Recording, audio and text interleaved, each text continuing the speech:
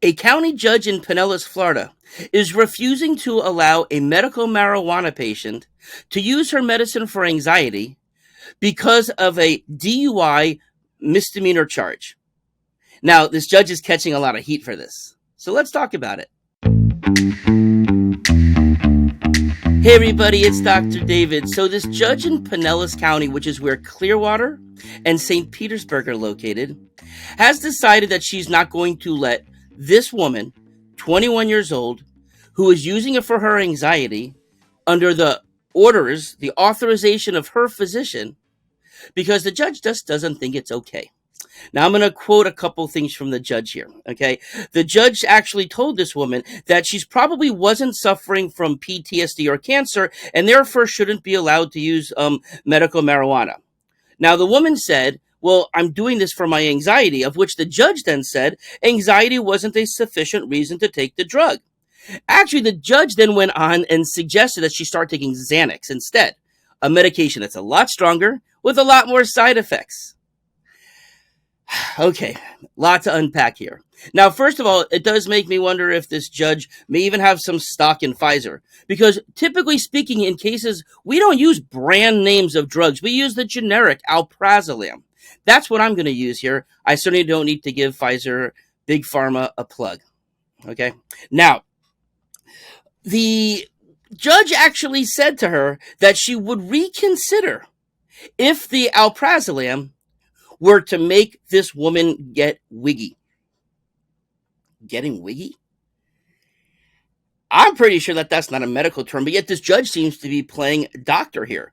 I'm pretty sure this judge doesn't have an MD or a DO, and therefore cannot have any authority about this whatsoever.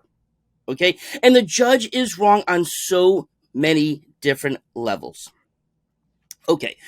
So, besides the fact that this getting wiggy off of alprazolam does at least let me think that the judge knows that the patient could have problems with it, even though getting wiggy is not a medical term, right? But furthermore, what right does a judge have to say to a patient that she should be taking one medication over another? This judge didn't check this patient's medical history, never had a consultation, of course, wouldn't be appropriate to, since it's a judge and not a doctor.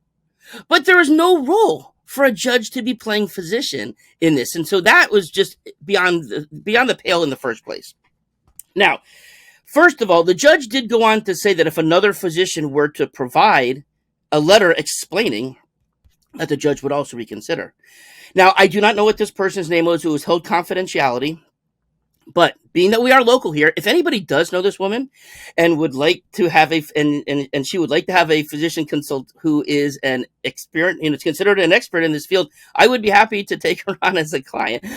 So of course, if anybody knows that person, I'd be happy to get involved in this fight because this just ain't right. Now, the judge actually ordered her to get drug testing and said that if she were to fail a drug test to show marijuana in her system, then her probation would be would be in jeopardy. Now, people usually, if they're on probation, could be withheld from by a judge, if medications or drugs are being used unless they have a prescription, a doctor's order. And that's where the difference is here. And that's why a lot of ethicists, other judges, and other legal experts are really saying, hey, this is way overstepping what a judge is supposed to do. Now, just a little background here. So, medical marijuana has been legal in the state of Florida for 6 years now, a little bit more than 6 years. There are 800,000 patients in Florida who are using this successfully. Okay? And a lot of them don't have PTSD and don't have cancer, which apparently that does seem to be the only thing in this judge's eyes which qualifies. So let me review for the uninitiated, for the unknowledgeable judge out there, or judges, if there's other, to kind of go through this. Now, if you recall back in 2016 on the ballot, there was a list of conditions that included HIV, cancer, multiple sclerosis, Parkinson's disease, Crohn's disease, few others that allowed a patient. Those were the conditions that were allowed. And then there was another clause that said, or similarly debilitating conditions. Now, of course, that is something that is in the eyes of the physician, but my interpretation, and I certainly lawyered up on this, and the way I've been presenting it to the Florida Department of Health, the Office of Medical Marijuana Use, is I define debilitating something that is having a chronic impact on an individual. Somebody who must undergo some level of therapy, whether it's in a supplement or in a pharmaceutical mode, or in a talk therapy or other kind of physical therapy kind of mode, something that is inhibiting this person to have their normal lifestyle. That is, to me, what a debilitating condition is. Okay? Now, so when I looked at what the various debilitating conditions, like for instance, for PTSD, what do people typically suffer with?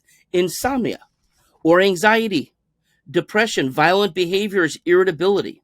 So that means that those people have a similarly debilitating condition to PTSD. People with Parkinson's disease, they may not be able to speak properly, have movement disorders, things that a lot of people with autism may have. People with Crohn's disease have chronic abdominal pain, mucousy stools, abnormal stools, etc. So people who have debilitating other GI symptoms that require treatment, there is a similarly debilitating condition. So this judge is absolutely wrong in her assessment in the first place. Okay, now, interestingly, anxiety happens to be the most common reason why a person with, in my practice, does get certified for medical marijuana. Okay? Now, also interesting, the most common side effect of medical marijuana is reducing medicines such as alprazolam or Prozac or all kinds of pain medicines, opiate medicines, etc., because they're doing better with their cannabis and they don't need to take those other medicines. So here's this judge saying, hey, you may go wiggy on a medication, have all these side effects. Is the judge aware that the withdrawal symptoms of alprazolam can be amongst the most challenging withdrawal symptoms? Let me explain what some of those are. Drowsiness, tiredness, dizziness, sleep problems, memory problems, poor balance, coordination, slurred speech. So those are actually the side effects, that are associated with alprazolam.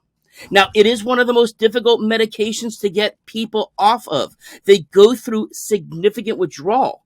There are people who have withdrawal who can actually develop seizures, aggression. They can have worsening anxiety when the medication is stopped. Insomnia, irritable moods, paranoia. They can even have suicidal thoughts. And you know what?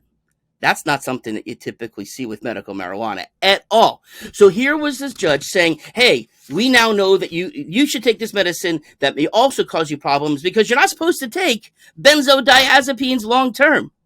And this particular medicine is the benzodiazepine that has the worst problems with withdrawal and side effects. So again, on so many different levels. Now, also, the judge went on to say that this person was too young. At 21 years old, you shouldn't be using this. Now, first of all, or maybe second or third of all, in the state of Florida, anybody can use medical marijuana. If you're under 18 years of age, of course there has to be parental or caregiver consent. You have to get a caregiver card to purchase, transport, administer medical marijuana to a minor. Once you are over 18 years old, though, which would mean 21 years old, that doesn't count. A person, once they're no longer a minor, can purchase their own, they can use their own, they can transport their own. So again, this judge has got it completely wrong. So overall, who knows where this will go, but hopefully there's an appeal going on here. Hope, the judge incidentally the lawyer for this woman, and maybe just to try and get action, we'll just put her on Xanax then, which again, I didn't know that a lawyer can make that type of decision for a patient either. So everybody in the world can play doctor here, whereas when it comes to informed consent, that's between a doctor and the patient. And none of these people are entitled to doing any of that whatsoever, let alone putting a treatment plan together. So we'll see what happens. Maybe more media will pick this up. I'm happy to talk about this to other media as well. But nonetheless, now you know something's going on. The things that happen in the state of Florida and really around the country, judges overstepping themselves, judges, legislating from the bench. We hear some people say, they shouldn't be doing that. That's exactly what is happening here. So anyways, hope you learned something. Have a great day.